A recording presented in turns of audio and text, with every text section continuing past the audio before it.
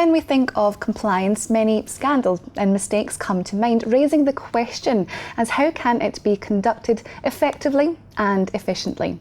Daniel Bühr joins me in the studio right now to answer some of these questions for us. Daniel, welcome to the Dukascopy studio. Hi Monica, thank you. It's nice to see you. Now, we're talking about compliance. A recent newsletter written by yourself discussed a compliance programme to compliance management system. Could you start initially, please, Daniel, by telling us, what's the difference first and foremost, and how they compare to each other? Sure, with pleasure. So a compliance programme is a set of organisational measures and procedures which are meant to treat the legal and reputational risks of an organisation. Whereas a compliance management system is a much more holistic and integrated approach to compliance management. So in a compliance management system, you think first of all about values and then leadership, the tone from the top, and then it's about having a compliance policy in place, establishing a compliance organization with processes, and then also making sure that you audit the effectiveness of the system and that you continually improve it. So it's a much more strategic and also much deeper operational approach to compliance management.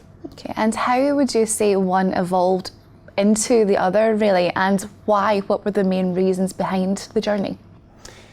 Compliance programs are what most organizations still have in place today. So this is what evolved during the last decades, probably since around the mid-70s, and then gradually developed into more and more sophisticated operational management approaches to safeguarding compliance with the law. Now, these compliance programs, they are typically assigned to professionals, one professional or a team, who manage the program in the daily business of an organization. Whereas the compliance management system approach is a relatively new approach, which has developed out of standardization projects. So, for instance, the ISO project to establish a worldwide standard on compliance management system. This ISO standard 19600 is soon to be released and describes in a much more detailed manner how one can make sure that compliance is managed in an effective manner.